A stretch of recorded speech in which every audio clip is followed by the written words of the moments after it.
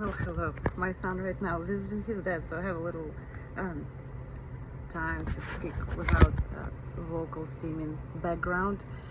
And I was thinking over and over and over how to even present that material, because I present material every day to my child, right? But this material is supposed to be designed for parents.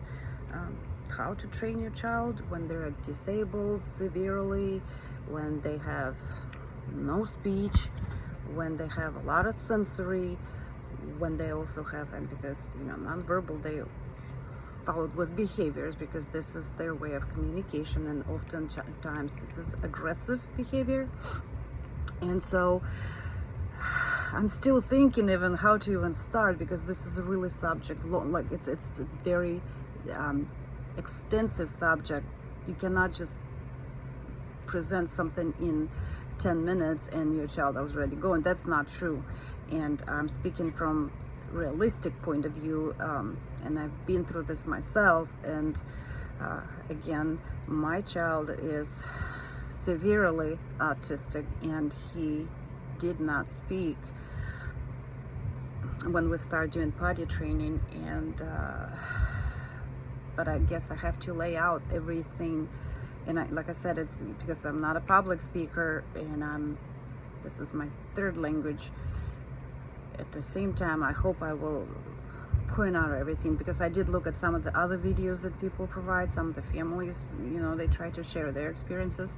Some of the professionals, and you're always like, well, show me your child. Well, you can look at my videos and see that my child is really severe, where we started too. And when we started the potty training, he was 6 years old, so that would be 7 years ago. And to say that everything is wonderful and great, I would be deceitful, because we're still working, we're still shaping it up, and that's a 7 years.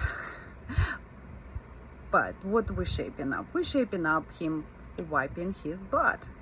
That's something he is not doing yet. And as I'm shaping that, and the result is that he's independently going to the bathroom when necessary, but he just would not wipe his butt. I just say it as it is.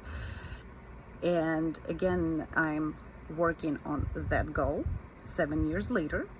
I'm also working on initiating or requesting. Now then he started talking a little bit. I'm also initiating him to tell me when to go to the bathroom. And he right now, since we live here, everybody lives in a household some kind, even I do, like in the shelter, whatever. But if there is a bathroom, now he goes, he doesn't tell me that. And you have to look at that. What if you're somewhere else?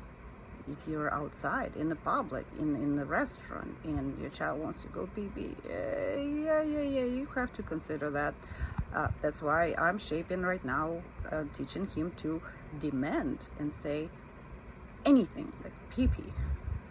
Now he's saying pee-pee, and that's bush garden helps a lot, because I act like I don't know when he wants to go. And then he's like, I want to go pee-pee. And I look at him, he was like, oh, pee-pee.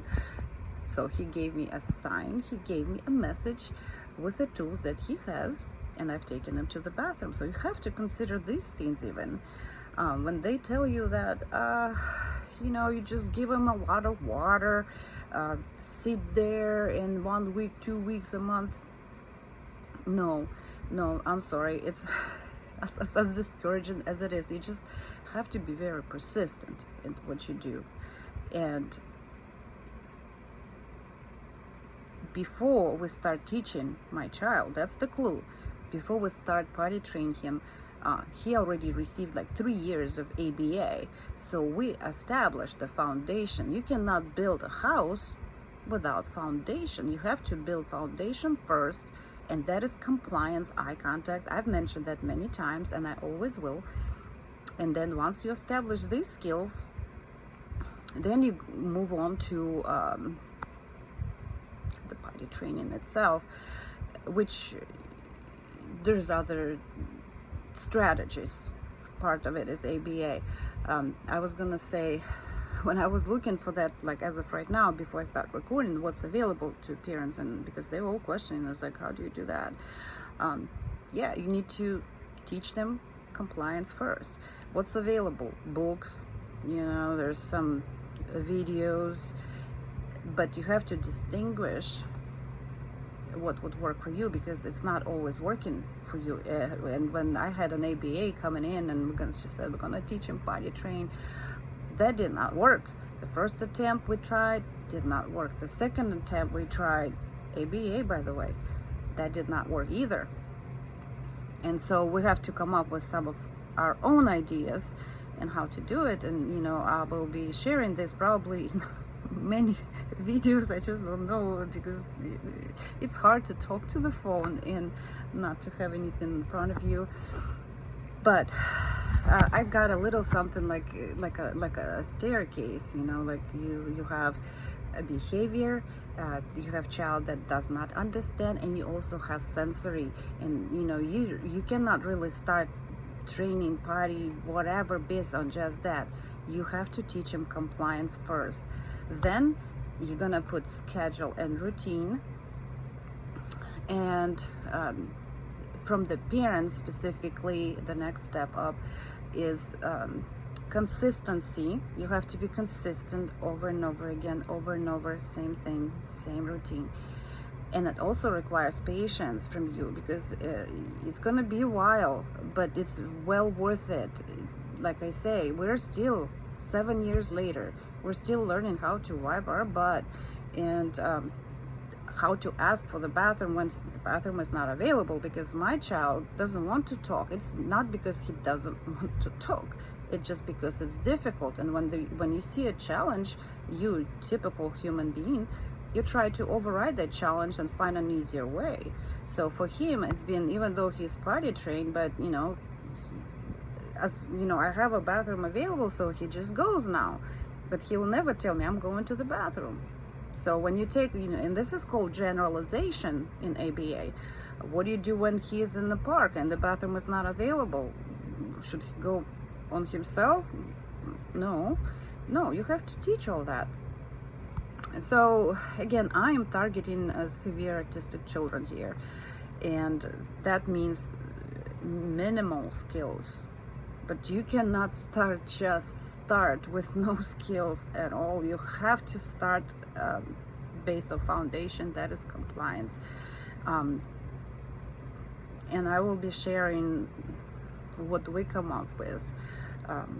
Like for example, they say, there's one story I shared with one parent, and they trained the girl to go to the potty, and they said, since take the diaper off and roll your rugs and put underwear only, let him pee, and then go from there, point out and so forth. And a lot of them have sensory that are unbalanced.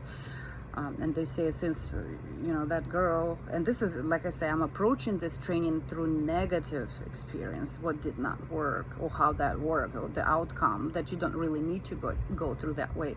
So that girl, in this case, they trained her to start training her to be without underwear. And they said, well, now that you pee in your underwear, you're gonna wear that underwear, and it's wet and it's not comfortable. Well, guess what that she started doing then?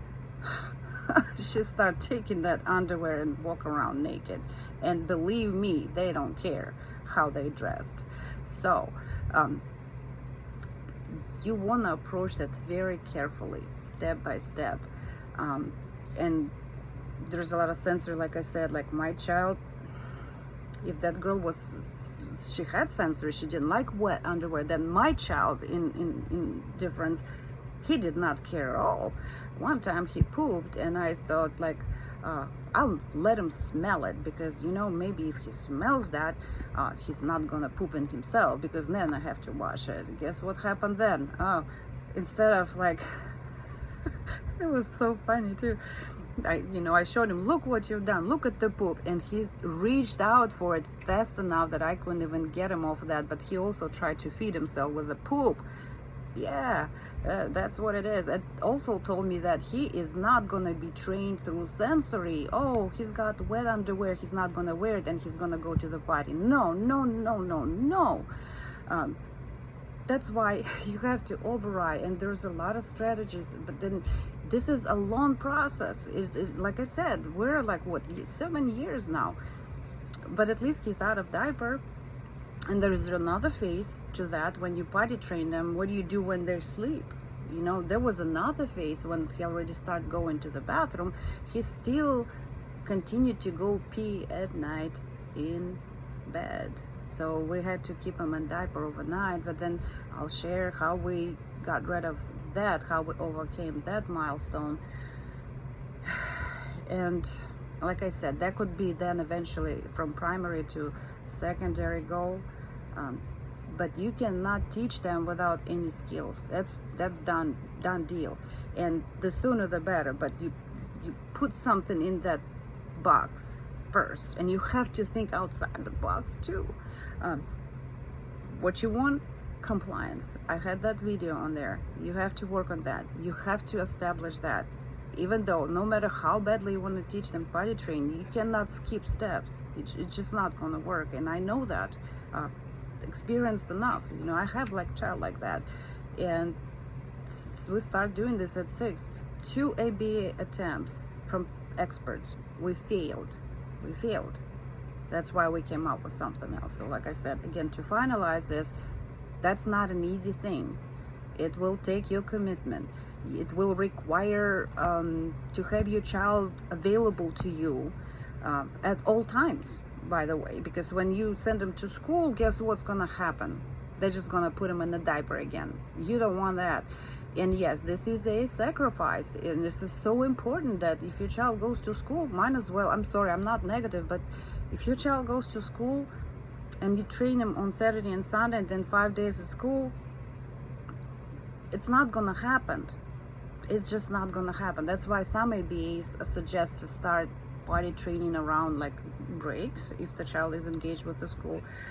But then again, this is not long term, and then you have to have a very good relationship with the school, and you have to know people that know what they're doing, and most of the time they do not.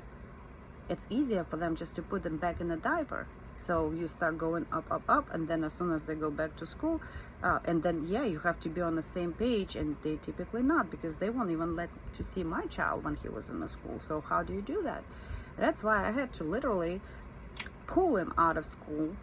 He was available to me the whole time, every day, all whole months or whatnot, and it took us, I think, 8 to 7 months to train that child. That's how bad that was for me, but we've got it.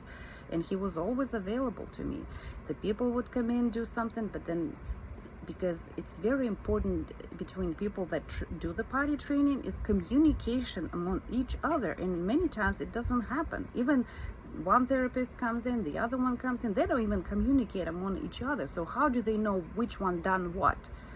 This is why I'm trying to engage parents, and I say there's going to be a sacrifice, but you need to put on the scale. Do you want your child to be potty trained? Because you're going to be in diapers forever. There's one thing about autistic children, severely autistic children, they do not